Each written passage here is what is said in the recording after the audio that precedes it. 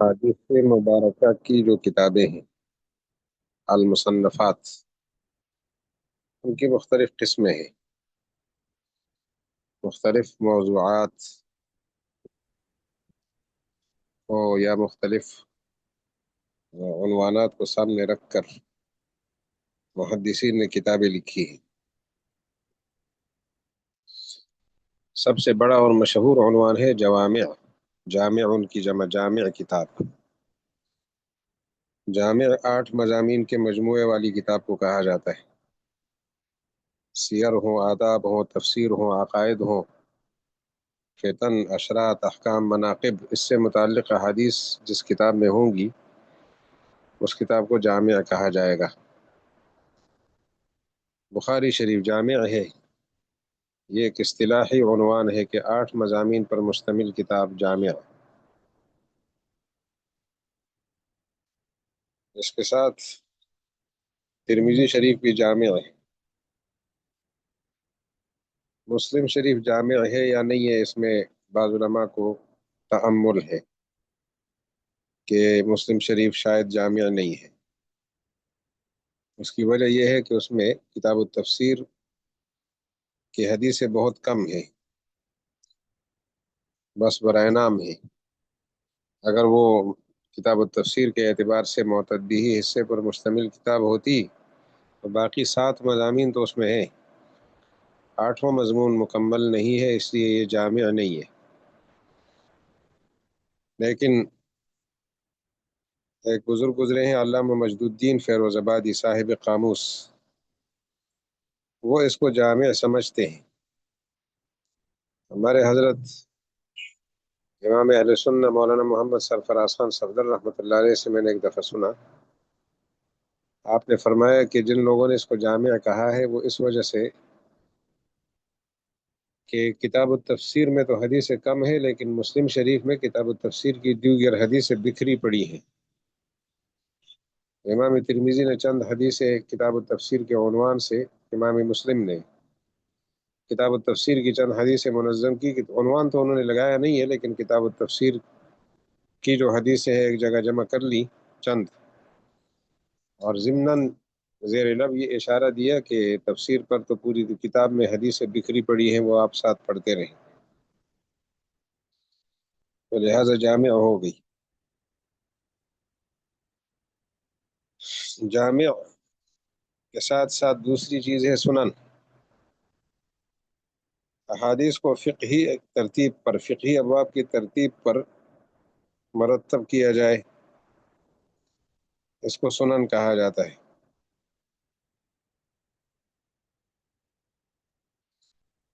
السنن، ہماری جو سیاہ ستہ کی کتابیں ہیں ان میں سنن جو ہے، نسائی شریف سنن ہے، ابو داود شریف سنن ہے، ترمذی شریف جیسا کہ جامع بھی ہے ایسے سنن بھی ہے، اور ابن ماجہ بھی سنن ہے۔ سنن اربعہ یہ 4 سنن ہے۔ اس کے علاوہ اور بھی کئی سنن کے نام سے کتابیں ہیں۔ تو جامع اور سنن، پھر مسانید کا نمبر آتا ہے۔ مسند اس کا واحد ہے اور مسانید جمع ہے،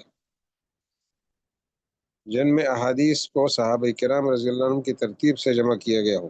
ایک صحابی کی تمام مرویات ایک مرتبہ ذکر کر دی جائیں، یعنی مسانید ابو بکر صدیق، مسانید عمر فاروق، مسانید عثمان غنی، مسانید سعد بن ابی وقاص، اسی طرح مسانید میں مسند احمد بن حنبل ایک مشہور کتاب ہے۔ اس کے علاوہ مسند ابی اعلیٰ بھی ہے، مسند ابو داود طیالسی بھی ہے، لیکن زیادہ مشہور اور معروف جو ہے وہ مسند احمد بن حنبل ہے، اور مشہور بھی ہے، معروف بھی ہے۔ اس کے علاوہ المعجم بھی ایک عنوان ہے جس میں کسی محدث نے اپنے شیوخ اور اساتذہ کی ترتیب سے احادیث جمع کی ہوں۔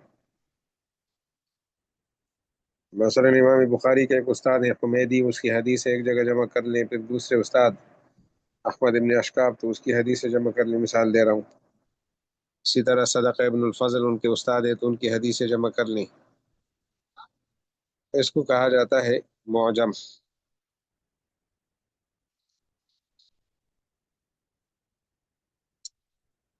اس کے علاوہ معجم اس کتاب کو بھی کہا جاتا ہے جس میں حدیثیں حروف تہجی کی ترتیب پر ہوں۔ حروف تہجی کی ترتیب پر اس میں صحابہ کرام بھی آ سکتے ہیں، اس میں شیوخ بھی آ سکتے ہیں اور دیگر حضرات بھی۔ معجم کے عنوان سے مشہور کتابیں تین ہیں امام طبرانی رحمۃ اللہ علیہ کی۔ المعجم الکبیر صحابہ کی ترتیب پر احادیث ہیں، المعجم الاوسط شیوخ کی ترتیب سے احادیث جمع کی ہیں، المعجم الصغیر شیوخ کی ترتیب سے ہٹ کر تمام شیوخ سے ایک ایک حدیث ذکر کی ہے، ہر شیخ سے ایک ایک حدیث۔ مستدرک بھی ایک عنوان ہے، مستدرک جس میں کسی دوسری کتاب کی جو حدیثیں اس سے رہ گئی ہیں ان کو جمع کر لیا جائے ان کی شرائط کے مطابق۔ امام بخاری نے شرائط مقرر کی، بہت ساری حدیثیں جمع کر لی، ان شرائط پر پوری اترنے والی بہت ساری حدیثیں کتاب میں شامل نہیں کی، لیکن ذخیرہ حدیث میں وہ موجود ہیں، ان کو کسی نے الگ کر لیا تو اسے مستدرک کہا جائے گا۔ مستدرک بخاری پر مستدرک، المستدرک علی البخاری، المستدرک علی المسلم۔ اس عنوان سے ایک مشہور کتاب ہے مستدرک حاکم،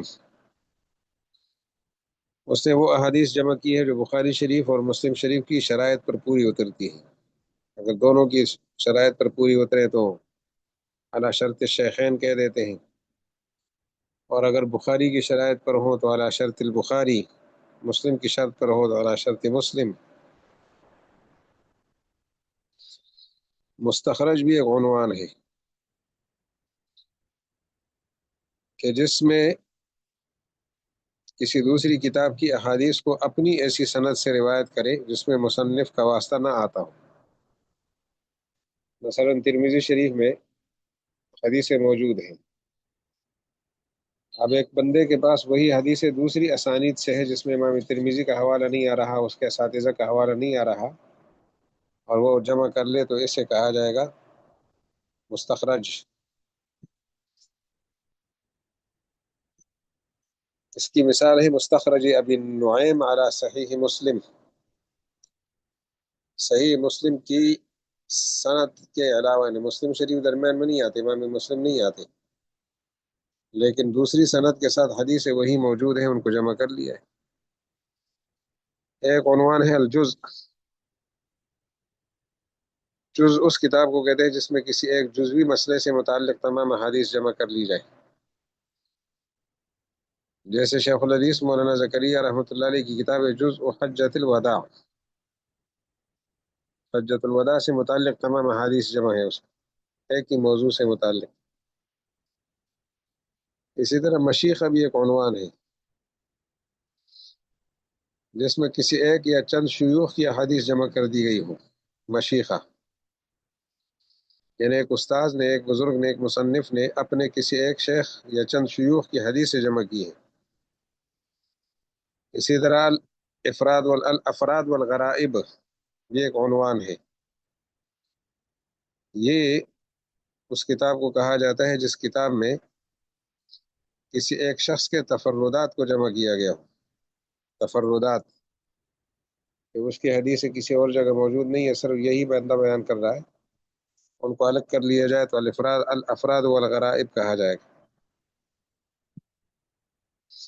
اسی طرح تجرید کے نام سے بھی کتابیں ہیں، سند اور مقررات کو حذف کر لیا جائے، صرف صحابی کا نام اور حدیث کا متن بیان کر دیا جائے تو یہ تجرید ہے، جیسے تجرید البخاری للزبیدی اور تجرید المسلم للقرطبی اور تجرید الصحیحین کے نام سے بھی کتابیں ہیں، تجرید البخاری بھی ہے، تجرید مسلم بھی ہے، تجرید الصحیحین بھی ہے۔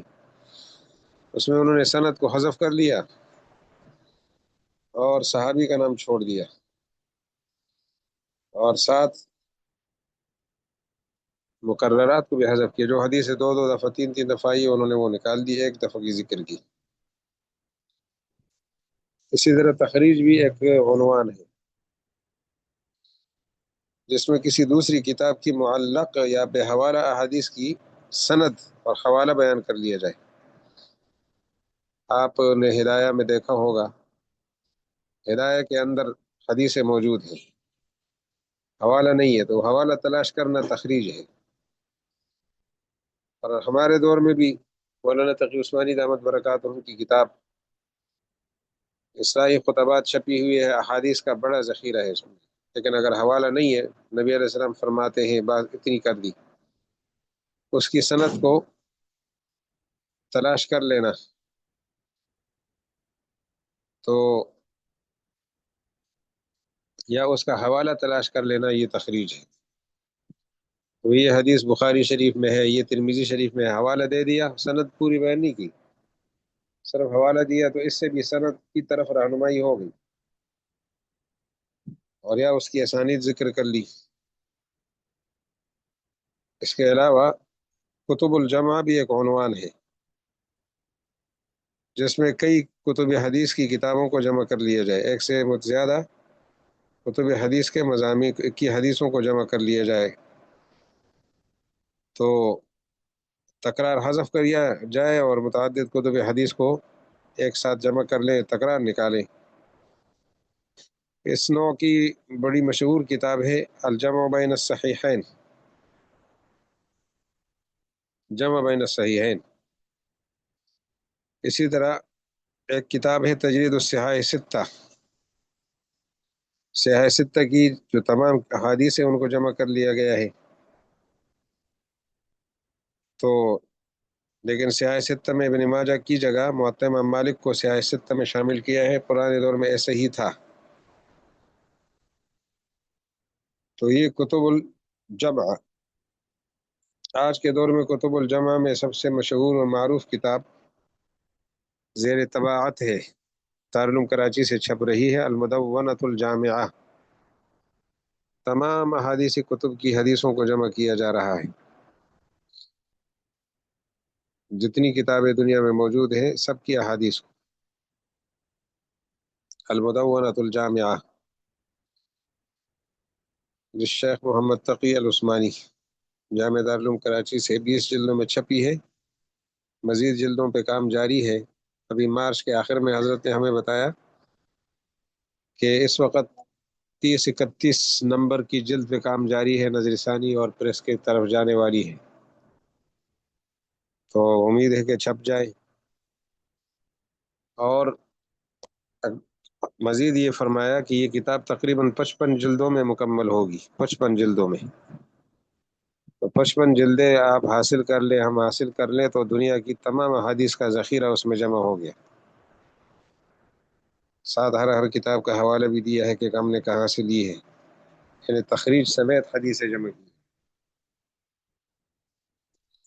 اس میں تخریج بھی ہوئی اور پھر کتب الجمع میں سے بھی شامل ہو گئی۔ تو المدونۃ الجامعہ گویا اس دور میں سب سے بڑی کتب الجوامع میں سے ہے، جس نے ساری کی ساری حدیثیں دنیا میں جہاں کہیں بھی موجود تھی ان کو جمع کیا، اور بین الاقوامی نمبرنگ کے ساتھ جمع کیا، بین الاقوامی نمبرنگ، سب سے بڑی بات یہ بھی ہے۔ اسی طرح ایک کتاب ہے، یعنی ایک عنوان ہے الفہارس، فہرست، جن میں یعنی یہ وہ کتب حدیث ہے جن میں ایک یا کئی کتابوں کی احادیث کی فہرست جمع کر لی گئی ہو تاکہ حدیث کا نکالنا آسان ہو۔ یہ ہے فہارس میں کا عنوان، فہارس البخاری کے نام سے کتابیں ہیں، اور بھی ہیں۔ اسی طرح ایک عنوان ہے الاطراف، وہ کتب حدیث جن میں حدیث کے اول اور آخر الفاظ ذکر کیے گئے ہوں، جن میں سے پوری حدیث کو پہچانا جا سکے، حدیث کو اول سے پیش کیا جائے، آخر سے پیش کیا جائے، تاکہ حدیث معلوم ہو، اور آخر میں حوالہ ذکر کر دیا گیا ہو۔ کہ یہ فلاں کتاب حدیث میں ہے، اس کو کہا جاتا ہے الاطراف۔ اس کا فائدہ یہ ہوتا ہے کہ بسا اوقات ایک شخص کو کسی حدیث کے اول اور یا آخر الفاظ تو یاد ہوتے ہیں، لیکن پوری کی حدیث ذہن میں نہیں ہوتی، اور سند کی حیثیت بھی معلوم نہیں ہوتی۔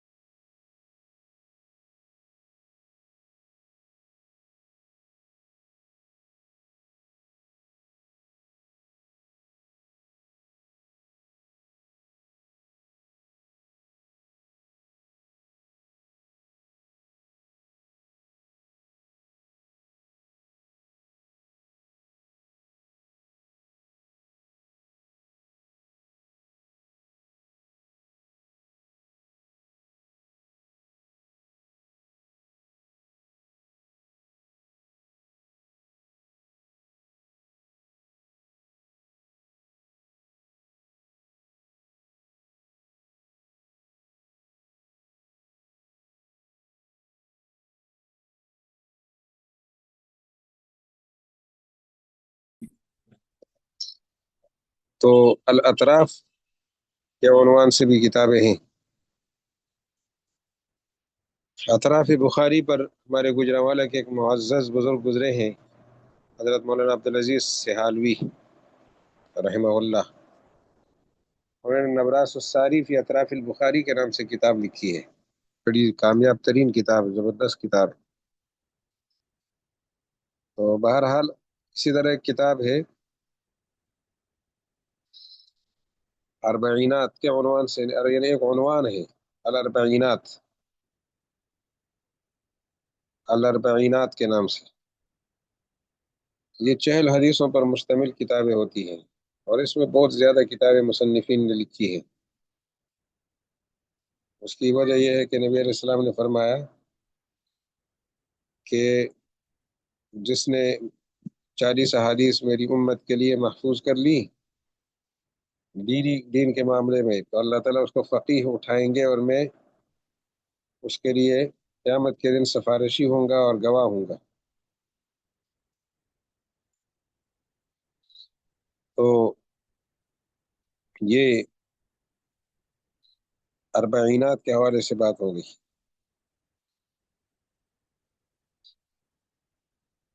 اربعینات، اس کے علاوہ ایک اور عنوان ہے الموضوعات۔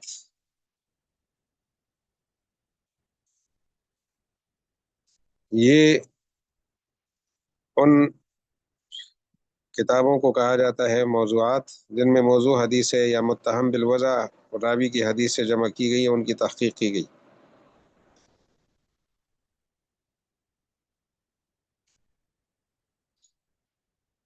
ایک عنوان ہے کتب الاحادیث المشتہرہ، جن میں ان احادیث کی تحقیق ہوتی ہے کہ جو زبان زد ہو گئی ہے، مشہور ہو گئی ہے۔ جتنی حدیثیں مشہور ہو گئی ہے، زبان زد ہو گئی ہے، انہیں جمع کر لیا جائے، اور ان کی سند کا علم چونکہ عام طور پہ نہیں ہوتا، تو ایسا کام کیا جائے، ان کی سند کو سامنے لایا جائے۔ اس موضوع پر بھی کتابیں ہیں۔ اسی طرح غریب الحدیث، یعنی اس عنوان کے تحت جو کتابیں ہیں، علامہ زرکشی کی ہے تذکرہ فی الاحادیث المشتہرہ، ابن حجر رحمہ اللہ کی ہے اللآل المنصورہ فی الاحادیث المشہورہ، علامہ جلال الدین سیوطی کی ہے الدرر المنتشرہ فی الاحادیث المشتہرہ۔ تو اسی طرح اور بھی علماء نے کام کیا ہے۔ اسی طرح ایک عنوان ہے غریب الحدیث۔ غریب الحدیث وہ کتابیں جن میں احادیث میں وارد ہونے والے کلمات کی لغوی اور اصطلاحی تحقیق اور تشریح کی گئی ہو۔ موجودہ وقت میں حدیث کی کتابوں میں جو مشکل الفاظ وغیرہ ہے، اس کی تحقیق یہ غریب الحدیث نے کرنا ہوتا ہے۔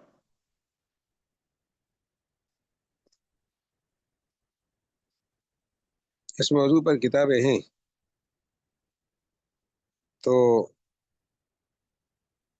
زمخشری نے الفائق کے نام کتاب لکھی ہے، اور بھی علماء نے کام کیا ہے.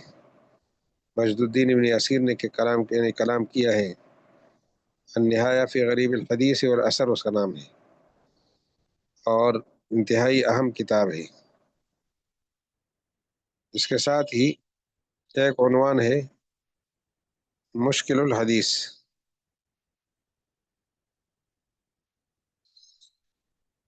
مشکل الحدیث جو ہے جیسے تحاوی شریف اور اسی طرح مختلف الحدیث بھی اس دائرے میں آنے والی کی کہ بھی مشکل الحدیث اور مختلف حدیثوں کا تعارض دور کرنا. ایک عنوان ہے اسباب الحدیث، کہ کون سی حدیث کس موقع پر نبی علیہ السلام کی زبان مبارک سے جاری ہوئی، اس کے اسباب نزول کیا ہے. جیسے ہم قرآن پاک کے لیے اسباب نزول ڈھونڈتے ہیں، تو حدیث شریف کے لیے بھی اسباب نزول ہونی چاہیے. تو اسباب نزول، اسباب الحدیث، اسباب الحدیث کا مطلب بھی اسباب نزول الحدیث ہے. تو اس موضوع پر بہت ساری شخصیات نے کام کیا ہے. علامہ ابو حفص العکبری، انہوں نے یہ کام کیا ہے، اور موجودہ دور میں تو کام اب وسیع ہو گیا ہے.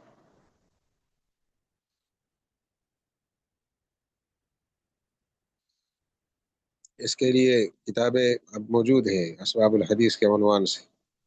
تعداد میں کم ہے لیکن نایاب نہیں ہے، دستیاب ہے. اسی طرح ترتیب، کسی غیر مرتب کتاب کی حدیثوں کو ترتیب دینے کا نام یہ ہے ترتیب. زوائد، جس میں کسی دوسری کتاب کی وہ احادیث جمع کی گئی ہے جو مثلا صحیحین میں موجود نہیں ہے، تو اس کو کہا جاتا ہے جیسے موارد الزمان. اسی طرح اور بھی ہیں زوائد کے عنوان سے ہیں. اس کے بعد ہے العلل، وہ کتب حدیث جن میں ایسی حدیث ذکر کی گئی ہو جن کی سند پر کلام ہو. جیسے کتاب العلل للبخاری، کتاب العلم، کتاب العلل، کتاب العلل بخاری اور کتاب العلل مسلم، اور کتاب العلل صغیر اور کبیر دونوں للترمذی، امام ترمذی رحمۃ اللہ علیہ کی. تو علل کے نام سے، اسی طرح علل کے نام سے اور بھی بہت سارے بزرگوں نے کام کیا ہے. الامالی، املا کرانا. امالی، پہلے زمانے میں تدریس کا طریقہ یہ ہوتا تھا کہ استاذ اپنی یاد کی ہوئی حدیث شاگردوں کو املا کراتے تھے. شاگردوں کے پاس جو مجموعہ تیار ہوتا اسے شیخ کی امالی کہتے تھے. ابن حجر رحمۃ اللہ علیہ کے امالی مشہور ہیں، اور احادیث کی کے لیے املا کی صورت، یعنی املا جو ہے اپنے مجموعے تیار کروانا. یا حدیث کی، آج کے دور میں تو حدیث کی املا کی ضرورت نہیں رہتی چونکہ حدیث سے سب موجود ہیں، لیکن ان کی تشریح اگر کوئی لکھ لیتا ہے تو وہ بھی امالی کے دائرے میں آتی ہے، کہ امالی انور شاہ کشمیری اور امالی فلاں بزرگ. اسی طرح ہے التراجم، یہ احادیث میں سے یہ اس حدیث سے اس کے یعنی یوں سمجھ لیتے ہیں تراجم، کہ ایک طریق سند کی تمام احادیث کو ایک باب میں جمع کر لیا جائے، ایک سند کے ساتھ جتنی حدیثیں ہیں ان کو ایک ایک باب میں جمع کر لیا جائے. ابھی ہی انجدی ہی بھی اسی میں داخل ہے بالکل. اس کے بعد ہے ثلاثیات کا عنوان. ثلاثیات کا معنی وہ کتب احادیث جن میں صرف وہ حدیث ذکر کی جائے جو مصنف کو 3 واسطوں سے پہنچی ہیں. ثلاثیات وہ کتب حدیث جن میں وہ حدیثیں ذکر کی گئی ہیں جو صرف 3 واسطوں سے رسول اللہ علیہ السلام تک وہ سند پہنچتی ہے. تو یہ بات ہو گئی ثلاثیات. ثلاثیات پھر کون سی؟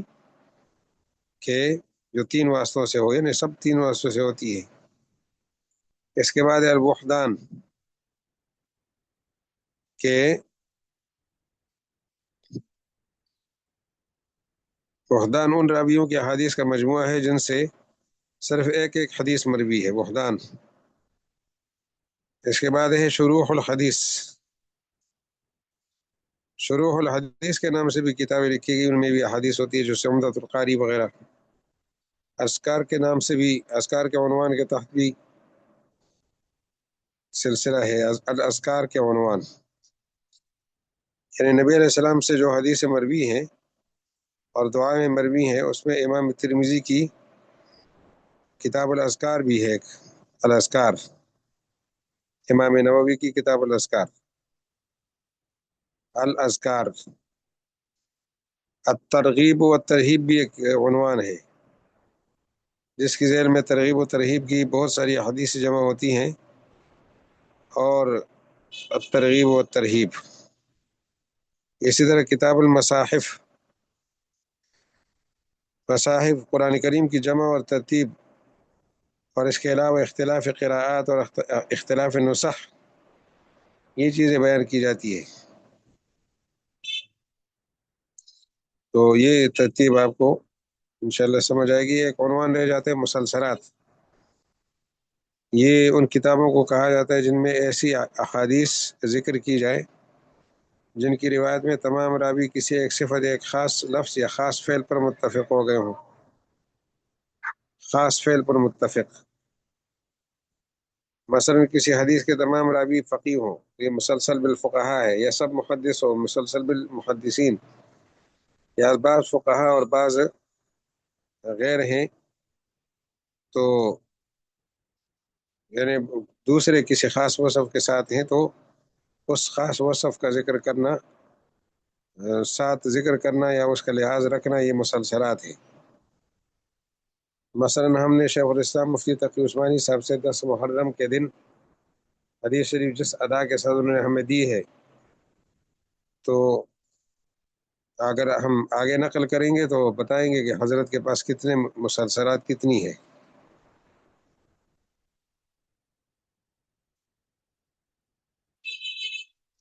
بات سمجھ آئی ہوگی انشاءاللہ۔ مسلسل بالمصافحہ، مسلسل بالاسودین، بالضیافت علی الاسودین، مسلسل بقراءت سورۃ الصف، مسلسل بوضع الید علی الرأس، یہ وہ احادیث مسلسلہ ہیں۔ اسی طرح مسلسل بالمصافحہ، تو ان مسلسلات میں اسی ادا کا پورا لحاظ رکھنا ہوگا۔ مسلسلات انشاءاللہ بات سمجھ آ گئی ہوگی، تو مزید انشاءاللہ اگلی نشست میں بات کریں گے۔ جیسا کہ آپ حضرات کے علم میں ہے کہ والد گرامی کی رحلت کے بعد مہمانوں کا ہجوم ہے۔ ابھی بھی ہم نے ایک مہمان کو بٹھایا کہ آپ ذرا سبق پڑھانے دو، پھر انشاءاللہ آپ حضرات سے دعاؤں کی درخواست ہے، اسی پر اکتفا کرتے ہیں۔ السلام علیکم ورحمۃ اللہ وبرکاتہ۔